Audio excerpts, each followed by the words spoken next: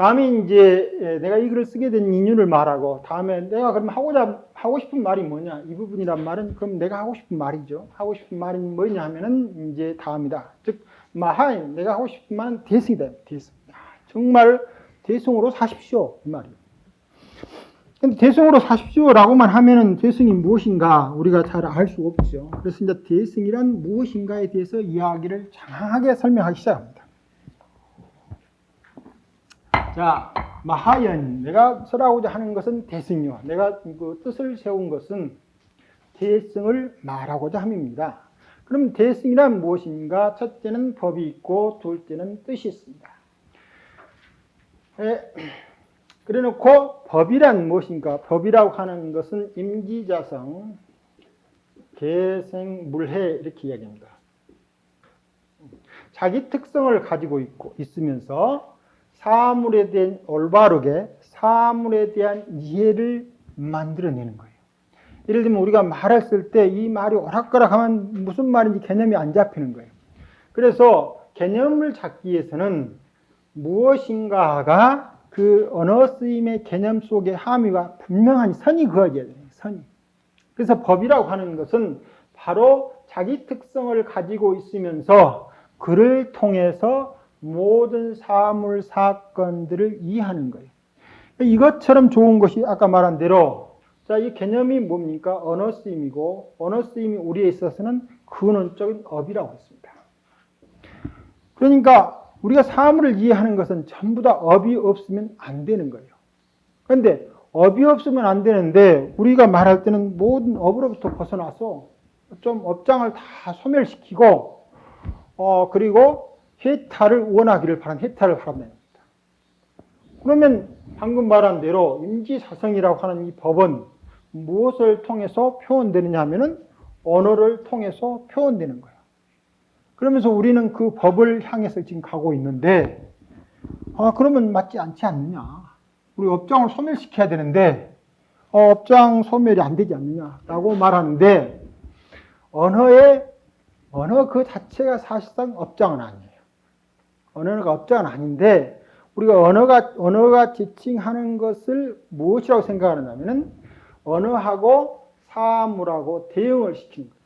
그래서, 말에 해당되는 것은 그 해당되는 것에 맞는 실제적인 어떤 것이 있다라고 생각하는 거예요. 이게 말이란 무엇인가, 언어란 무엇인가라고 우리는 생각해 보지 않았어요. 그래서 너무나 자연스럽게 말을 하다 보니까 말이 지칭하고 있는 것들이 세상의 사물과 너무나 일대일로 대응이 잘 되는 거예요. 나무, 그러면 말과 나무가 대칭되고, 나무, 마이크 하면 마이크하고, 마이크라고는 사물하고 잘 대응되고, 이렇게 대응되다 보니까 말이라고 하는 것은 어떤 사물이나 실체를 의심 없이 가르치고 있다라고 은연중에 다 생각하고 있는 거예요. 그래서 말이 실제한다라고 생각하는 거예요. 이게 말이라고 하는 것이 굉장히 편리하고 개념을 잡아서 모든 사물의 이해를 낳게 하는 것인데도 불구하고 언어가 무엇인가, 말이 무엇인가라고 자기한테 묻지 않는 게 아까 여소용성 안에 온 거죠. 그래서 말을 잘 들여다보면은, 자, 말하고 말이 지칭하는 사물하고 정말 그렇게 1대1 대응하고 있는가, 아니면 거기에 무슨 문제가 있는가 라고 살펴보는 거예요. 후기 불교 중에서 유식불교라고 하는 불교가 있는데, 유식불교의 가장 큰 특징은 말과 사물과의 관계가 무엇인가라고 살펴보는 거예요. 그래서 말이 정말로 사물을 가리키고 있는가? 야, 누구야? 했을 때 이 누구야 하고 누구야라고 하는 말하고 정말 그 누구야에 해당되는 어떤 사람하고 좀 무슨 관계에 있는가? 라고 묻고 있는데, 사람을 보니까 어린애 때부터 노인에 이르다가, 어린애 전에는 태어나지도 않았죠. 노인 되면 돌아가십니다. 자, 그래도 우리는 아무개 하는 사람은 몇 년도에 태어나서 몇 년도에 가셨다 이렇게 말합니다. 그러니까 태어나서 죽을 때까지 누구라고 하는 동일한 실체를 가지고 살다 간 사람이 되는 거예요. 그러면 이미 죽고 없어요. 죽고 없는데 그러면 이 수시로 변해가는 것 말고 누구야에 해당되는 것이 정말 누군가? 라고 옛날 사람도 물었는 거예요. 그래서 불교 이해의 다른 수행자들도 이 언어에 해당되는 누구를 뭘로 지칭할 것인가? 밖에 들은 변화한 걸로 누구를 지칭하기에는 좀 그렇다 이 말입니다. 그래서 무엇을 이 누구로 지칭할 것인가라고 살펴보니까 이제 우리 중에서는 가장 가까운 것이 정신 또는 마음. 근데 마음, 정신도 이것이 자꾸 변하는 거예요. 그러니 마음, 정신이라고 하고도 말하기도 그하니까 이제 마음, 정신이 나온 어떤 것이 이제 시작돼 가지고 점점 어디로 흐르냐면 영혼으로 나와 가지고 우리가 말하는 신화로 흘러가게 됩니다. 그래서 처음에는 누구야라고 하는 일상의 언어 쓰임을 궁극적으로 우리로 하여금 뭐냐니까 영혼이나 신화 쪽으로 흘러가도록 만드는 특성을 가지고 있다는 말이. 그래놓고 이제 일체 말은 이제 현실 언어보다도 더 실제적이 되어버린 거예요. 우리가 사는 것은 현실을 사는 게 아니고 철저히 언어적 함의 속에서 살게 된다. 그래서 이 법이라고 하는 것이 한편으로는 이 언어적 함의가 가리키고 있는 근원적 실성인데, 자, 이제 이런 관계를 잘 따져보니까 실제 이런 걸 쭉 따져보니까 뭐가 되느냐니까 누구야라고 하는 실제가 근원적으로 있는가를 이제 살펴보니까 그것이 없는 거예요. 정신도 마음도 사람도 전부에서 이 모든 것이 다 무상하니 변해가는 거예요. 그래서 변하지 않는 이 언어 체계라고 하는 것은 그야말로 이제 뭐라고 말하냐면 허구라고 이야기해요. 그래서 일체 언어는 희론이다 라고 말한다는 언어가. 그런데 우리는 이 일체 언어가 희론이라 하지만 그래도 거기에 명확하게 있지 못했기 때문에 이런 결론에 이르고 난 다음에 머릿속으로 잘 생각하는 거예요. 되풀이 생각해서 누가 나한테 욕을 한다든가 누가 나한테 칭찬하는 것에 대해서 내가 흔들리면은 뭡니까? 언어적 허구에 내가 끄달려가는 거예요. 그래서 그러지 않도록 잘 보는 것이 아주 중요하다 이겁니다. 여기서 법이라고 하는 것은 임기자성 계생물에서 사물의 특성을 내서 개념 작용을 만들게 하지만 이 언어라고 하는 것을 잘 돌아봐가지고 보니까 언어란 허구다. 그러나 인연처에서 무엇이라고 부를 수 있는 조건이 형성했을 때 사회적 동의로서 뭐라고 말하는데 지나지 않는다라고 우리가 알게 되면은 말을 쓰고 있지만 그 말 속에 내가 빠지지 않는 거예요. 이게 일체의 모든 법들은 다 그 자체로 자기 특성을 가지고 있으면서 동시에 자기 특성을 해체하고 있는 것을 잘 알고 인연처에서 그것이 그렇게 나왔다라고 하게 보지 않고 만일에 영혼적 항상 그와 같은 자성을 갖는 쪽으로 보면은 문제가 형성된다 이 말입니다. 그 다음에 이제 의라고 하는 것은 자 여기서 보면 요 소속은 궁극적으로 해서 허구니까 공과 똑같아요. 그런데 허구는 공으로 끝나지 않고 그 공 속에서 우리가 말을 계속해서 뭘 만듭니까? 개념으로 뭘 만들어내요. 이게 말을 하기 이전에는 물론 업이라고 하는 게 있지만 그걸 떠나서도 말을 하기 이전에는 무엇인가 없는 것 같은데 말을 시작하면서부터 무엇을 자꾸 만들어냅니다. 그래서 말을 만들어낸 근원적 특성은 그 자체가 자기 자성을 갖고 있지 않지만 말을 만들면서 공이 무엇을 자꾸 만듭니까? 색을 만드는 거예요. 그래서 여기서 말한 의라고 하는 것은 법이라고 하는 것을 궁극적으로 살펴보니까 언어법의 궁극적으로 살펴보니까 그것은 공성인데 그 공성도 만일에 언어가 표현한 대로 그 자체가 자기 특성을 가지고 있으면 모순이 되는 거예요. 공성도 자기 변화를 하는 겁니다. 무슨 변화를 하냐니까 공이 색으로 자기 변화를 하는데 이 색으로 자기 변화를 하는 것을 뭐라고 부르냐면 의라고 부르는 거예요. 그래서 모든 변화 현상들의 모습들을 의라고 부르고 그 의가 일어나는 근원적 특성에 보니까 앞서 말한 공성에서 색소는. 그러면 색이라고 하는 것도 만일에 개념적 실체로 자기 특성을 가지면 문제가 되는 거죠. 그걸 잘 살펴보니까 또다시 개념이 여소의 언어파에서 색불이공이라고 말하는 것이다. 그래서 공과 색이 다르지 않는 세계를 함께 연출해낸다라고 하는 이야기가 앞으로 나오게 됩니다. 여기서 말한 소원법이라고 하는 중생심이다. 중생심이라고 했더니 그러면 일체 모든 법은 뭡니까? 마하연법인데 마하연법의 가장 근거가 되는 것은 두 가지인데 하나는 법이 있고 함께 대승의 가장 근거가 뭐냐 하면 법이고 그리고 그 법이 나와서 활동하는 게 의거든요. 이게 더 본질적인 의미에서 말하는 것이 법인데 그 법을 뭐라고 하냐면 중생심이다. 중생심. 자, 우리 중생심은 방금 말한 대로 뭘로 되어 있습니까? 언어적 특정으로 되어 있는 거예요. 두 가지겠죠. 하나는 언어에 매인 언어를 쓰고 있는 사람이 있고 한 사람은 언어에 매이지 않는 언어를 쓰는 사람이 있는 거예요. 그러나 중생 세간에 놓여 있는 한 누구라도 부처님부터 중생에 이르기까지 모두 다 생명활동을 하는 근원적 특성이 언어적 활동이에요. 그렇기 때문에 중생심의 언어적 활동이 시서 일체세간 출세간의 모든 법들을 다 포섭하고 있다. 아침 시간에 말할 때 우리가 여기 아팠는데 이 팔을 잘라가지고 팔이 없는 데서도 아픈 이걸 환지통인가 그렇게 부르는데 그 사람은 팔이 없거든요. 근데 아픈 이유는 뭐냐면은 마음 가운데 언어적 특성을 가지고 개념 지어진 정보가 특별한 그 몸에 조건이 됐을 때 아픔이라고 하는 사건을 만들어내는 거예요. 근데 이 아픔이라는 사건을 만들어내니까 뭐가 만들었습니까? 중생심이 아픔이라고 하는 사건을 만들어냈어요.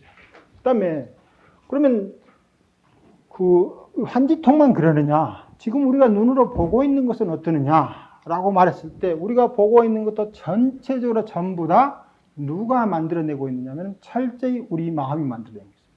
자, 제가 여러분을 이렇게 딱 보면 여러분이 저한테 비춰주는 것은 눈에 비치는 것은 모양이 이렇게 빛처럼 보이지만은 그 모양이 와서 자극하는 것은 이 공기서 주는 파장의 차이, 그 다음에 옷 빨간색, 그 다음에 회색 이런 모든 것들이 나한테 비춰질 때 햇빛을 통과해 오면서 그것이 나한테 이렇게 오면서 파장의 길이로 내 마음막에다가 점을 찍었습니다. 그럼 이 영상이 딱 비칠 때 내 마음막에는 뭐가 있습니까? 각기 다른 파장들이 비춰져 가지고 거기에 이제 자극을 주는 거예요.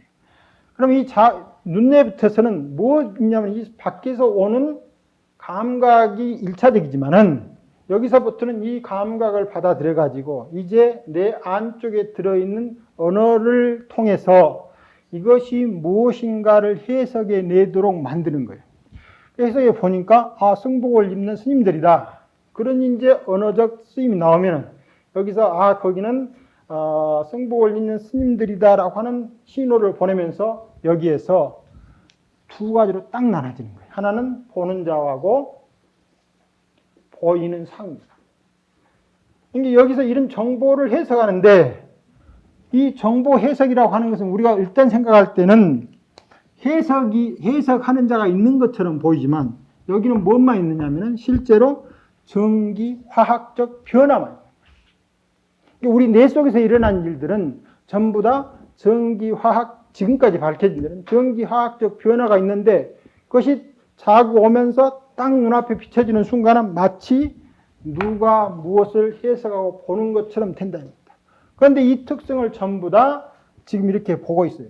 그러면 여기까지는 이야기하면은 별로 이것이 이제 잘 안 먹혀드는 거예요. 이럴 수 있느냐. 근데 여러분이 이제 마음 집중을 이제 계속 보고 있으면 어떤 일이 일어나냐면은 우리 마음과 머릿속에서 여기서 들어오는 전기적 신호나 화학적 변화 신호를 바꿔요. 바꿔가지고 붉은색 신호가 왔는데 내가 해석할 때는 푸른색 신호로 해석하면은 여러분이 입고 있는 옷이 전부 다 푸르게 보여요. 눈을 딱 감고 생각을 뜨면서 계속 돌리면 온갖 색들이, 천연색들이 계속 일어났다 사라져가는 거예요. 그런데 그러한 것들이 집중해서 사물을 볼 때도 내가 어떤 마음 상태에 있냐 하면은 그 마음 상태가 여기서는 감각, 지각에 우선해서 이 마음 상태의 변화가 감각, 지각을 자기가 스스로 변화시켜가지고 그렇게 보이도록 만드는 거예요.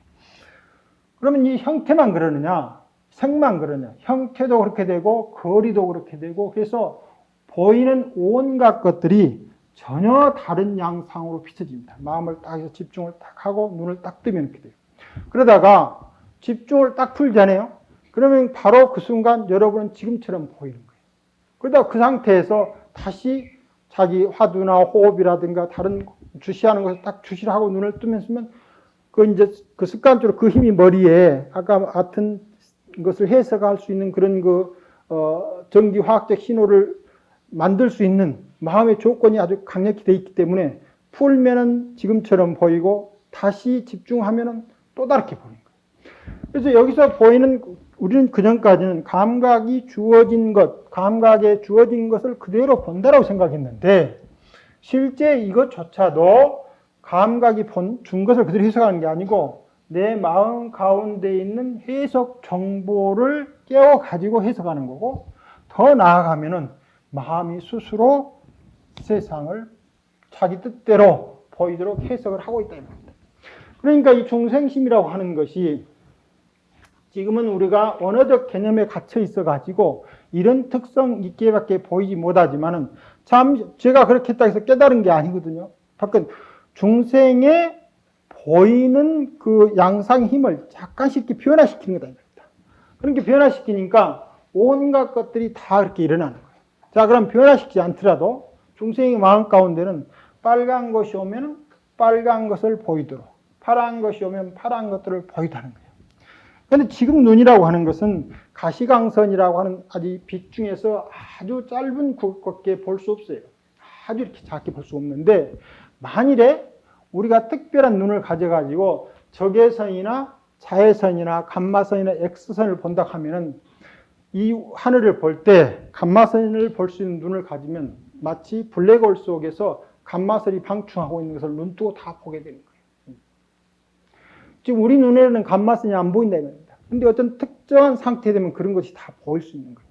그래서 중생심이라고 하는 것은 그냥 심이 아니고 인연 조건에 따라서 일체 세간 출세간의 모든 사건들이 그 안에서 발생할 수 있는 힘을 가지고 있는 마음이다.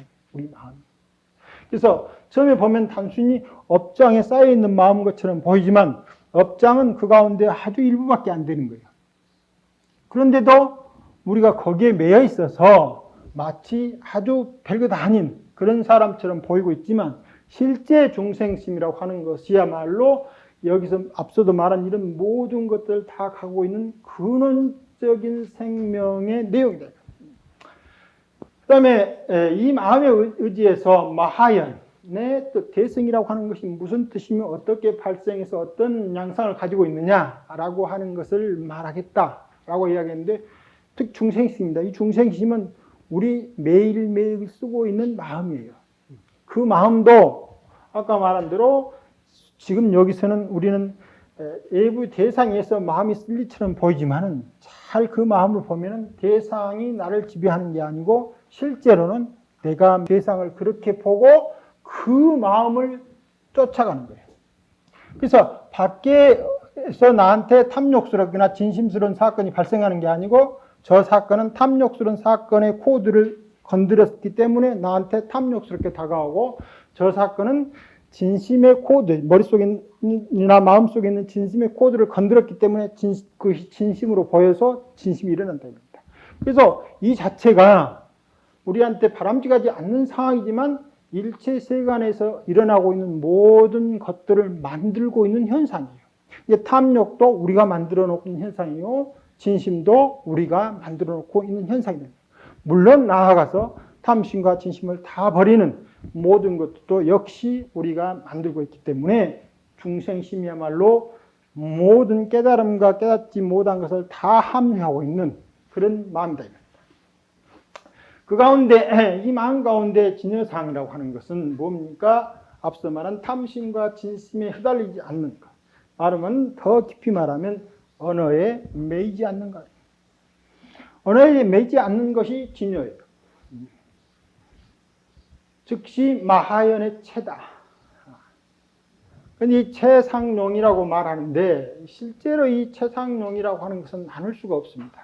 왜냐하면은 앞서 말한 대로 공성이라고 하는 것도 공성을 지키지 않고 항상 색으로 놔두고 있고 색이라고 하는 것도 색에 머물지 않고 항상 공성 속에 있어요. 그래서 이제 수행을 쭉 하다 보면은 이런 대상들을 보이는데 대상 형상이나 뭐나 다 이렇게 비춰지는데 마치 우리가 여기를 뚫고 갈 것처럼 그렇게 보여요.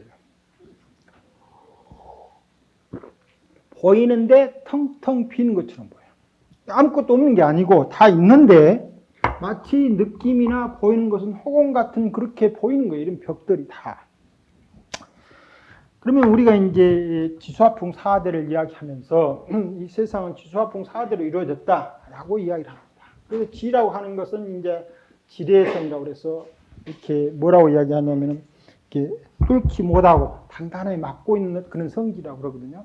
근데 요즘에는 이 지라고 하는 말이 이제 뭐에 해당되냐면 전자기력에 해당됩니다. 요즘 말로 하면은 전자기력인데 내가 이 사물을 손으로 못 뚫은 것은 만일에 여기 있는 이 나무나 손가락에 있는 원자라고 하는 것을 우리 학대에서 보면은 이 방 전체가 원자 하나라고 하면은 이 방 가운데 한가운데 조그만 씨앗처럼 것이 하나 있고 나머지 텅텅 비어 있고 주변에 전자 구름이라고 하는 것이 있어요. 그리고 그 안에는 아무것도 없이 텅텅 비어 있습니다. 그러니까 원자를 학대해서 보면은 이 방안처럼만 학대해 보면 실제 아무것도 없어 텅텅 비어 있답니다. 그런데 거기에 전자기력이라든가 핵력이라든가 이런 것에 의해서 함께 묶고 있는데 이렇게 내가 눌렀을 때 그렇기 때문에 내 손도 텅텅 비어 있어요. 우리는 아까 우리가 이걸 텅텅 비어 있는 눈을 갖지 못한 거죠.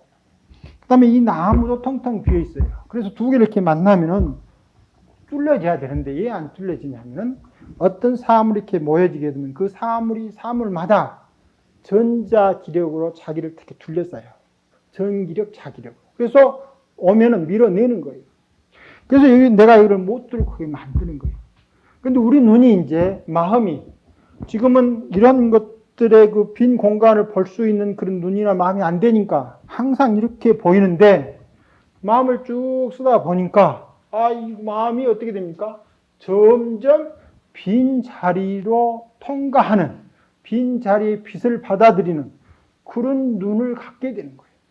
그런 눈길을 갖게 되면은 이제 이 빛이 여기에 보면은 이제 우리의 일상의 빛들은 다 이렇게 반복하는데 예를 들면 감마선이라든가 무슨 적외선이라든가 중성미자라든가 이런 또 많은 것도 있습니다. 그런 것들은 예를 들면 중성미자 같은 것은 지구도 통과해버려요. 아무 걸림없이 통과하거든요. 성품이 중성이다 보니까 플러스 마이너스의 장애를 받지 않아서 없는 것처럼 막 통과해야죠. 우리 눈도 이 우주에 이르는 여러 가지 물질상하고 가을 얼어 있기 때문에 눈에서 나온 안광 빛도 이제 바뀌는 거예요. 그러면 지금 저것이 있는 것 상태로 마치 공인 것처럼 느끼는 그런 것을 경험할 수도 많다 이 말입니다. 그러니까 있는 것 자체로 공이 되는 거예요. 그래서 만일에 공이라고 하는 빈 것이 체가 되고 거기서 색으로 나오는 게 아니고 공인 것처럼 보여도 이 안에가 또 이제 그런 반대로 어떤 우리가 눈을 갖게 되면은 이 텅텅 비어있는 것 사이에 다른 많은 것들이 보이는 거예요. 아까 말한 대로 이 감마선이나 적외선이나 다른 눈을 볼 수가 있으면은 이 안에 온갖 빛들이 활동하고 있는 것이 막 보이는 거예요. 지금 우리는 전혀 안 보이잖아요. 그러니까 허공이라고 알았는데 그것이 온갖 색으로 가득 차 있고 색인 줄 알았는데 그것이 텅텅 비어 있는 것들이 현실적인 일들이기 때문에 여기서 체라를 말하고 뒤에 상용을 말했는데 체라고 딱 띄어낼 어떤 것도 없고 상용이라고 구별할 어떤 것도 없어요. 다만 우리가 일상으로 일어난 일들을 상이나 용으로 보고 그것이 발현되지 않는 특성을 체라고 이야기할 뿐이다. 그래서 여기서 마음이라고 한 가운데서 진여 자체, 자기 특성을 가지고 있는데, 이 임지사성이라고 하고 있는데, 이것이 발현되기 이전에는 무슨 특징입니까? 공적인 특성입니다. 그래서 발현됐을 때 자기 특성을 갖고 있지만 발현되지 않으면 자기 특성을 안 갖게 돼. 그래서 마음도 완전히 마음이 아닌 것처럼 바뀌어 있는. 그런데 마음이 발현할 때가 되면은 반드시 자기 특성을 갖고 사물을 이해하도록 발동을 하는 거예요. 그래서 발동하기 전에는 마치 아무것도 아닌 것처럼 보이지만 발동을 하면은 자기 특성을 갖고 있는 이러한 것을 뭐라 합니까? 진실로 항상 그러한 거예요. 그래서 진실로 항상 그러한 마음의 가장 큰 특징은 능식인 거예요. 그래서 마음의 가장 큰 특징은 이제 안다라고 하는 여러 가지 사건들은 서로 다르죠. 붉은 것을 안다든가 푸른 것을 안다든가 배고픔을 안다고 하는 사건은 다른데 그 가운데 보편적으로 안다라고 하는 특징은 동일한 거예요. 그래서 여기서 말한 체라고 하는 것은 아는 성질이에요. 능히 아는 성질. 그런데 그 아는 성질이 발현될 때 어떻게 발현되냐면 이와 같이 발현되는 거예요. 마치 자기 모습을 가지고 무엇을 이해하게 만드는 거죠. 그 다음에 여기서 이제 상용이라고 하는 것은 일체 아는 것이 다양한 형태로 나타나는 거죠. 그래서 마음이 알 때 안다라고 하는 특성은 체가 되고 아는 내용들은 전부 다 뭐가 되느냐면 상용이 되는데 아는 내용들은 생멸 인연이 만들어낸 것들이에요. 그래서 여러 가지 조건들이 형성되면 이런저런 상으로 나타나는 것을 마하연, 즉 마음이라고 하는 것, 중생심이라고 하는 것 그 자체와 또는 그 자체의 상과 명이다라고 말합니다. 소원의라고 하는 것은 세 개가 있는데 최대 또는 상대, 용대라고 말합니다. 그래서 이 대라고 하는 말은 이 마음의 아는 작용이 어떤 특정한 것만 아는 게 아니에요. 마음은 오는 것을 그대로 다 아는 거예요. 그러니까 마음은 일체 것을 아는 거예요. 그래서 마음의 아는 것이라고 하는 것은 정해지지 않는 거예요. 다만 우리가 지금은 우리가 쓰고 있는 언어적 베일에 맺혀서 사건을 이해하고 있지만 실제 이제 그런 마음을 다시고 되면은 이 안다라고 하는 것이 한없이 넓어지는 거예요. 그래서 아는 특성이 한없이 넓어졌기 때문에 뭐라고 이름을 붙이냐면은 체대, 상대, 용대라고 이름을 붙인다. 그 첫째 체대라고 하는 일체법 진여 평등하여 부증감고로 이렇게 하는데 이 공성의 가장 큰 특징을 표현하는 말 중에 하나가 뭐냐면 연기라고 하는 말이에요. 연기. 자, 연기라고 하는 것은 어떠한 것들도 자기 독자적으로 서 있지 않고 이웃들과 더불어 서로 의존하면서 살고 있다는 말이에요.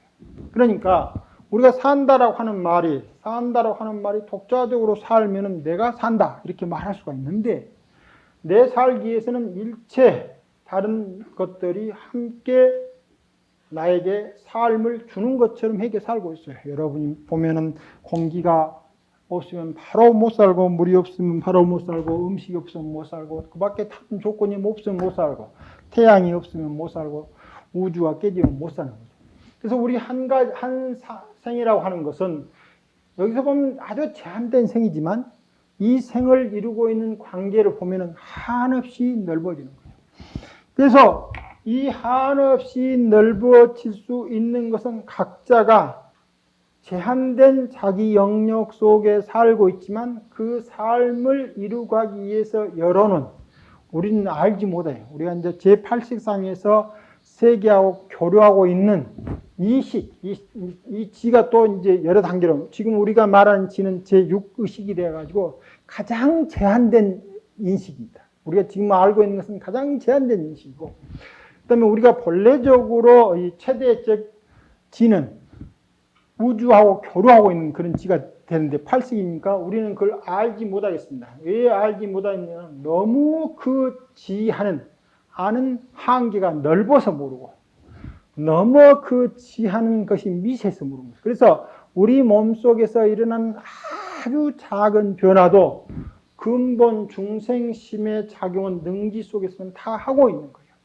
그것이 어느 정도 지나면 배고픔이라 나타날 때 이 배고픔이 나타나는 것은 아주 이제 육식 영역에서 일어나는데 그 배고픔이라고 하는 것을 만들어내기 위해서는 몸속 전체적 상황이 배고프니까 밥 먹으라고 하는 상황으로 딱 알도록 되어 있는데 이런 상황들은 무엇에서 일어났냐면 제8식상에서 일어난다. 그래서 우리는 그것을 모르고 배고픔이라는 사건만 알게 되는 거예요. 배고픔 사건이 일어나는 과정을 이해할 수 없는 거예요.